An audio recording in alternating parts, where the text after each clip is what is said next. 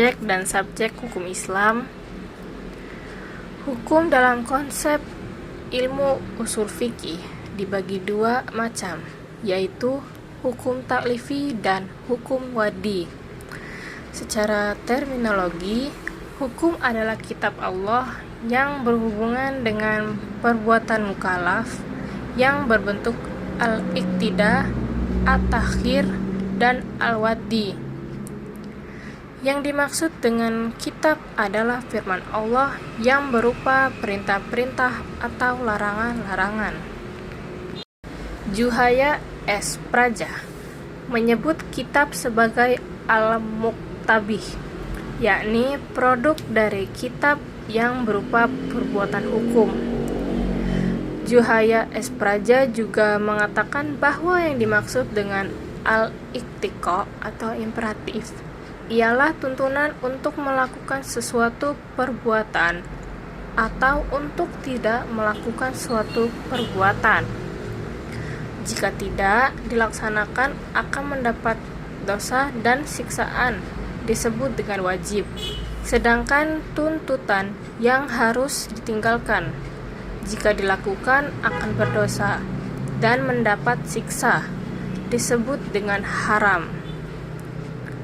At-takhir atau fakultatif ialah apabila hakim memberikan pilihan kepada mukallaf untuk melakukan sesuatu perbuatan atau tidak melakukannya, yang disebut dengan al-ibahah.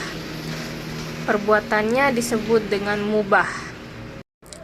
Ada beberapa hukum taklifi, yaitu yang pertama ijab, yaitu firman yang menuntut suatu perbuatan dengan tuntutan yang pasti.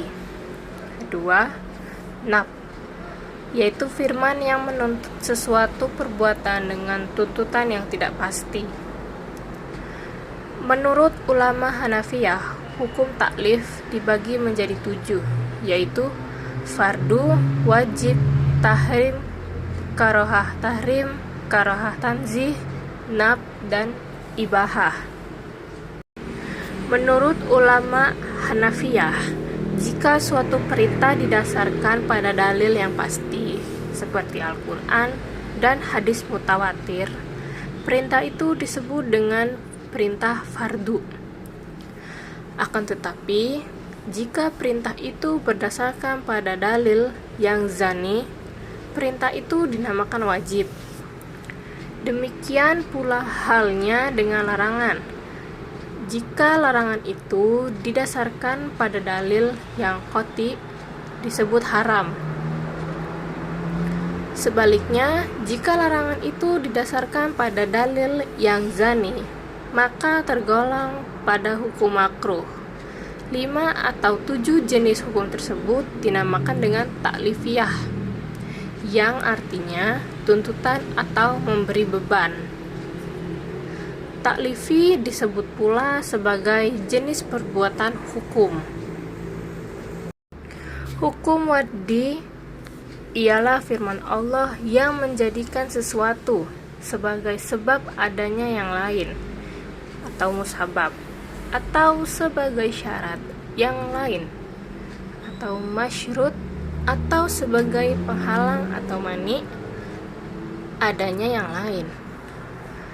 Hukum wadi dibagi menjadi 3, yaitu yang pertama sebab, yang kedua syarat, dan yang ketiga mani.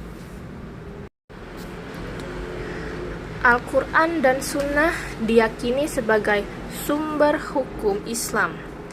Kemudian nas-nas yang terkandung di dalamnya ditunjukkan untuk mukallaf. Maka, untuk mempermudah pelaksanaan hukum yang dimaksud, upaya ulama di bidang usul fikih dan bidang fikih mulai menggunakan pendekatan rasio dalam menggali makna dan maksud yang dikandung oleh kedua sumber hukum tersebut. Meskipun nas Al-Quran dan Sunnah telah mukamah, campur tangan akal tidak dapat dielakkan. Al-Quran sebagai sumber hukum Islam Ada kalanya ayat-ayat tersebut saling menafsirkan karena adanya munasabah al-ayah. Tetapi tidak jarang ayat-ayat tersebut membutuhkan hadis untuk menjelaskannya atau melalui pendekatan ijtihad yang sepenuhnya menggunakan rasio. Munasabah al-ayah merupakan cara kerja akal yang ijtihadiyah karena akal mengupayakan sekuat mungkin untuk mencari dan membentuk paradigma penafsiran tersebut. Ijtihad berasal dari kata jahda, artinya al-mayakah, yang berarti sulit, berat, susah, atau sukar. Menurut Rahmat Syafi'i, secara etimologis, kata ijtihad artinya kesulitan dan kesusahan. Juga diartikan dengan kesanggupan dan kemampuan atau atakan. Kata juhda yang selanjutnya menjadi ijtihad diartikan sebagai pekerjaan yang dilakukan dengan sungguh-sungguh dan mengerahkan semua tenaga. Ijtihad ialah usaha maksimal untuk mendapatkan sesuatu. Jika tidak sungguh-sungguh, tidak dapat disebut ijtihad, melainkan takfir, berpikir biasa dan sederhana. Abdul Wahab Khalaf mendefinisikan ijtihad menurut ulama usul, yaitu mengerahkan daya dan kemampuan untuk menghasilkan hukum syara dari dalil-dalil syariah yang terperinci. Dari semua definisi tentang ijtihad tersebut, di atas dapat disimpulkan bahwa ijtihad itu adalah yang pertama, pengerahan akal pikiran para fuqaha atau usuliyin. 2. Menggunakan akal dengan sungguh-sungguh. 3.